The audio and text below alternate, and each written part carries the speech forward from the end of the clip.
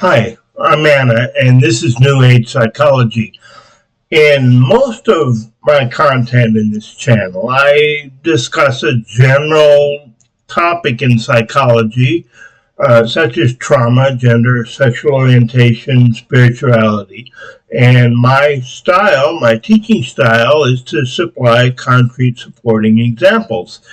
Um, a lot of times they're drawn from my own experience because I probably know that best, uh, but also, stories and experiences of others. Uh, but I'm usually not the central figure. However, in tonight's presentation, I am. I'm going to depart from the modest stance where I'm just part of the story. This is going to be, frankly, about me. And it is an example of the general principle. The principle is this. Self-examination, curiosity about oneself can be a path to self-acceptance, self-love, greater capacity to love others. So I'm just going to launch into a chronological account of my life, aspects of my life. I'm the product of a casual physical union that took place in Tucson, Arizona, February 1950. The man was an alcoholic college student named Art B., and my mother-to-be was a one-legged legal secretary. Art was very bright. He had a lot of personal drive. Some people think he might have been manic. He wasn't a deep thinker. For his career, he later became an exploration geologist.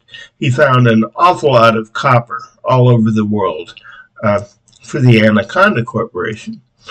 My mother-to-be was Lucille L. She had scoliosis, which is a deformation of the spine. It was so severe that she was only like 4 feet tall, couldn't stand up straight. I found her decades later. She was kind enough to make herself available to me in San Francisco. I learned that her mental strengths were of a more subtle nature than Art's. She was wise, and she loved humanity.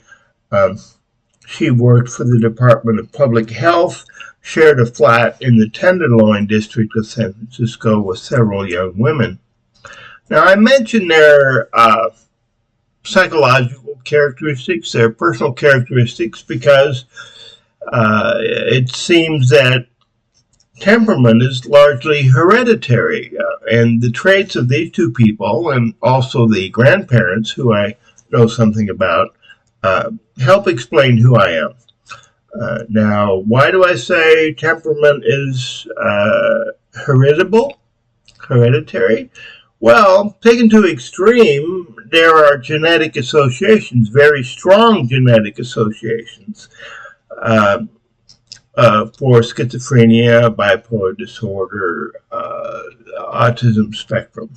Now, happily, I didn't inherit any of those conditions. I probably have been touched by those genes, but I don't have those so-called disorders. Anyway, the reason for this hereditability is that neurons develop in a very complex way and form their interconnections in a very complex way, influenced by many, many genes. Okay, so what happened to me? At some point in utero, before I was born, I probably nearly died. There was an injection of brown fluid, probably iodine, given to my mother in a Mexican clinic. I think she probably had no choice in the matter, or very little choice. Raising a child, for a person who only had one leg, and the social consequences of being an unwed mother in 1950, well, they would have been very adverse. Now, this attack on my life was almost certainly the first of many traumatic experiences I have experienced. Likely it imprinted on me the first layer of that fear, I call it my morning sickness. 75 years later, fear, almost terror, visits me pretty much every morning. Uh,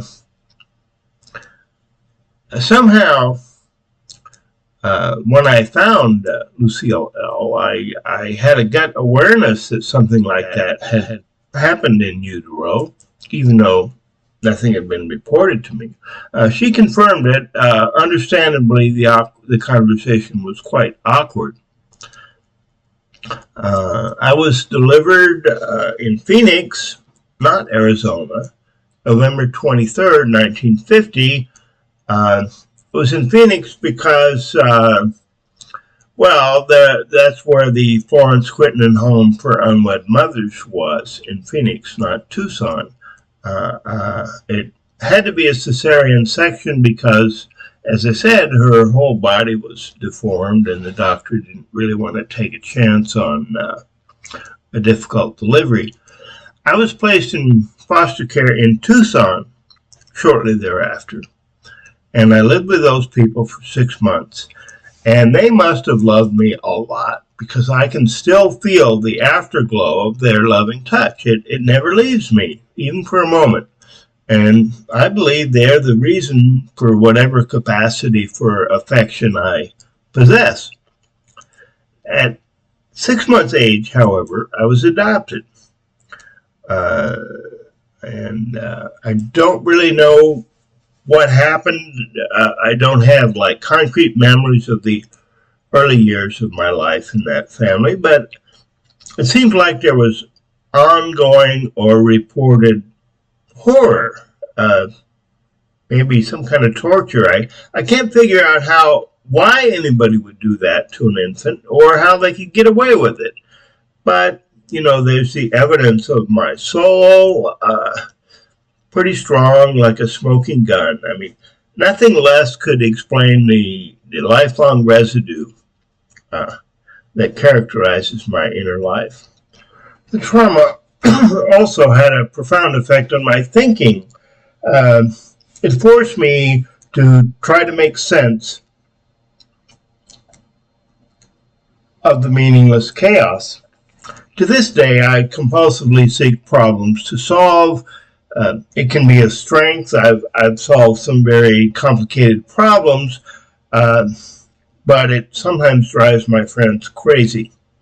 I received some personal attention as a child from my older sister, from teachers in Sunday school and the public schools. However, most of the time it seemed like I was the only person in the universe, and I survived emotionally by viewing the attention of my teachers as if it were love.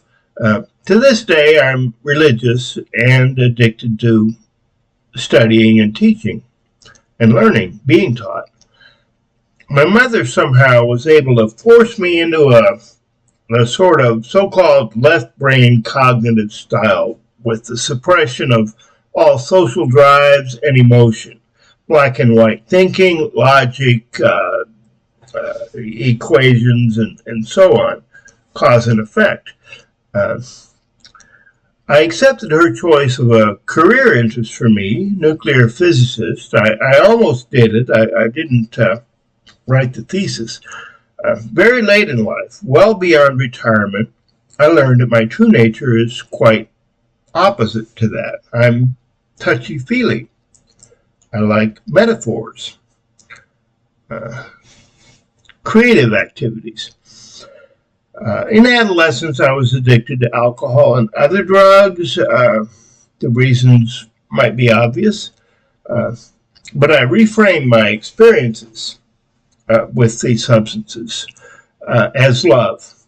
The buzz from the substances, I told myself it was love, and that, quote, positive experience kept me from suicide, and it provided me with a peer group.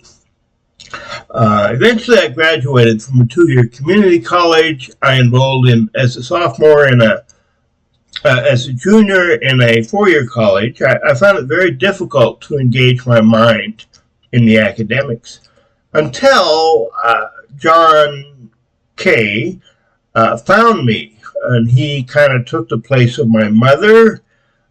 He drove my thinking, but there was a difference. It was about physics, which a little hard to explain, but it engaged both sides of my brain. And he pushed me very hard to compete. We weren't lovers. We shared an interest in drinking and in physics problems. For me, the drinking was heavy. My career after graduate school was programming computers. Over the decades, I did have some positive and open and social and emotionally meaningful experiences, such as teaching, AA and the other recovery groups, and of course, lots of psychotherapy. So it wasn't all negative. During much of my life, my sexual orientation has been kind of all over the map. But now I know that my main social drive is not about sex. It's emotional intimacy, deep knowledge, awareness of other people's inner lives, and my own, of course, and affectionate touch, but not physical sex. I frequently encounter people who just can't conceive of this. They can't believe it. They insist on seeing sexual motives in me. And these same people generally equate intimacy with sexual activity as if it were the only way to be really close to someone. I've even had professionals take that stance. About 5 years after retirement, I decided to rebuild the mastery of physics I had experienced in my youth. This led to teaching and lecturing activities. It was marketed by something called meetup.com. I would bring people to my home, to the apartment where I lived, and give lectures, teach, and later online. Eventually, I shifted from physics to something related called quantum computing. There was a lot of interest in that. My group expanded to about 800 people. Of course, an actual event would be attended by 20.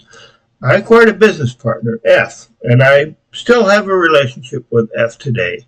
We tried to launch quantum computing projects, events, conferences.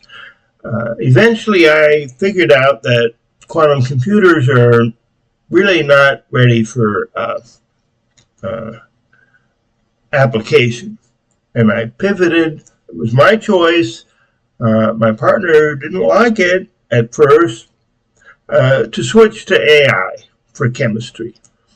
And I spent a year on using AI to solve a certain problem in medicinal chemistry. Eventually, I realized that too was not practical, and now we're targeting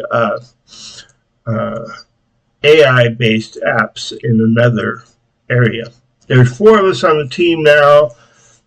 Our success so far has been quite modest.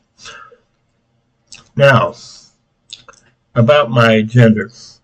Early on in my meetup lecturing, I delivered a lecture on women in physics, and I used the occasion to come out as a transgender woman. Now, these people knew me. I had their attention, their respect, so they really couldn't reject me, and they didn't. They accepted me. They almost had to, and I planned it that way. So that was how I guaranteed a good coming out experience. A couple of years ago, at the urging of a friend, I began a physical relationship with a younger transgender woman, L. Unwillingly, I lost her for a while, and I turned inward, examining myself. There was grief in a number of areas of my life, and I began to look at how my way of relating to people contributed to that, and that led me to a certain awareness that my status as a trauma survivor has basically been the dominant factor in almost every lifestyle decision I've made, well, until quite recently. Now I'm barking up a different tree, so to speak. Uh, about clinical practice, I attempted 3 times to practice either medicine or clinical psychology as a student, hit a brick wall each time. Uh, One reason is my strongest gift is like figuring things out and teaching, which is not the same as helping people. When I try to help others directly, one-on-one, well, it's obvious I have considerable skill and aptitude, but there's a certain underlying emotional scaffolding, an awareness and strength of boundaries that I simply don't have, at least not yet. So I'm teaching and doing research, and I'm quite happy with that. Uh, Maybe someday I'll attempt clinical practice again when I magically heal. I don't know. Anyway, that's my story. Thank you for listening. Good night.